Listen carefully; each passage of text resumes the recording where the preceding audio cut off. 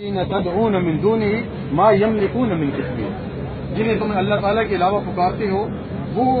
ایک جو ہے وہ کھجور کے اوپر جھلی ہوتی ہے، اس کی بھی مالک نہیں ہے۔ ان تدعوهم لا يسمعوا دعاءكم، اگر تم انہیں پکارو وہ تمہاری پکار کو سنتے نہیں، اور اگر وہ تمہاری دل پر اللہ تعالیٰ بولتے اگر تمہاری پکار کو سن لیں تو تمہاری فریاد رسی جو تم مانگ دے وہ تمہیں دے نہیں سکتے، اور قیامت والے دن تمہارے اس شرک کا انکار کرتے ہیں۔ ایک بات، دوسری بات یہ ہے۔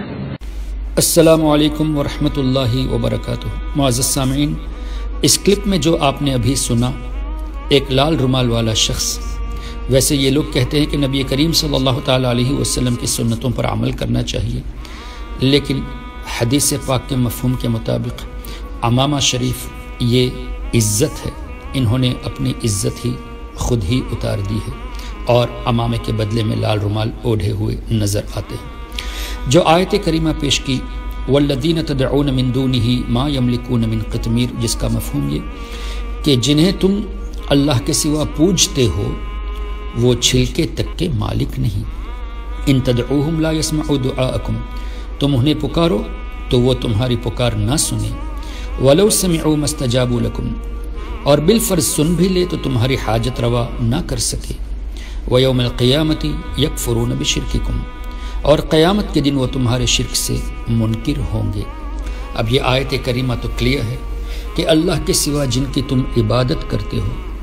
جو تم شرک کرتے ہو، تو یہ بت، یہ پتھر کل قیامت کے دن تمہارے خلاف گواہی دیں گے، تمہارے حاجت روائی تو یہ نہیں کر سکتے اور نہ ہی یہ چھلکے تک کے مالک ہے، اور قیامت کے دن یہ انکار بھی کر بیٹھیں گے۔ سبحان اللہ، اتنی کلیئر ورس جو مشرکین کے تعلق سے بتائی گئی، اور ایسی آیتوں کو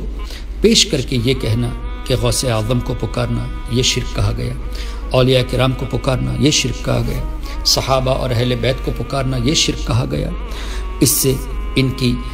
اولیاء اللہ کی دشمنی ظاہر ہوتی ہے۔ پھر یہ کہ قرآن کریم کی یہ آیت کریمہ نبی کریم صلی اللہ تعالیٰ علیہ وسلم کی ظاہری زندگی میں نازل ہوئی۔ اب اس کا مطلب ہی یہی ہے کہ اللہ کے سوا کسی کو پکارنا یہ شرک ہے، تو صحابہ کرام رضوان اللہ علیہم اجمعین ہر اپنی مصیبت کے وقت، ہر پریشانی کے وقت نبی کریم صلی اللہ تعالیٰ علیہ وسلم کے مقدس بارگاہ میں حاضری دیتے تھے، حضور علیہ الصلوۃ والسلام سے حاجت روائی کرتے تھے، یہاں تک کہ حضرت عبداللہ ابن عمر رضی اللہ تعالیٰ عنہما نے، جیسے کہ امام بخاری نے ان کی ایک حدیث کی کتاب الادب المفرد میں نقل فرمایا، جب ان کا پاؤں سن ہو گیا تھا تو یا محمدہ کہہ کے پکارا، اللہ اکبر۔ اس طرح کی کئی مثالیں آپ کو حدیث کی کتابوں میں مل جائے گی۔ تو قرآن کریم کی یہ آیت کا معنی اگر یہی ہو کہ اللہ کے سوا جن کو پکارتے ہو، تو صحابہ کرام سب کے سب مشرک ہوئے معاذ اللہ، ان غیر مقلدین، ان نجدیوں کے نزدیک۔ یہ اولیاء کرام کی دشمنی میں صحابہ کرام پر بھی الزام لگاتے ہیں شرک کا۔ اللہ تبارک و تعالی کہ حبیب صلی اللہ تعالیٰ علیہ وسلم کے صحابی حضرت عبداللہ ابن عمر رضی اللہ تعالیٰ عنہما نے کیا خوب فرمایا، جیسا کہ بخاری شریف میں خوارج کے باب میں یہ حدیث مذکور ہے کہ خوارج یہ بدترین مخلوق ہے، ان لوگوں نے وہ آیتیں جو بت اور مشرکین کے تعلق سے نازل ہوئی اللہ کے نیک بندوں پر فٹ کیا، اور آج یہ وہابی، نجدی، یہ بھی قرآن کریم کی وہ آیتیں جو مشرکین اور بتوں کے تعلق سے نازل ہوئی انبیاء اور اولیاء پر فٹ کر کے خود ہی اپنے آپ کو بدترین مخلوق میں شامل کرتے نظر آ رہے ہیں۔ الحمدللہ ثم الحمدللہ، ان کی جہالت، ان کی بدتری یہ انہی کے قول سے ظاہر ہے۔ اللہ تعالیٰ کا شکر ہے کہ اللہ تعالیٰ نے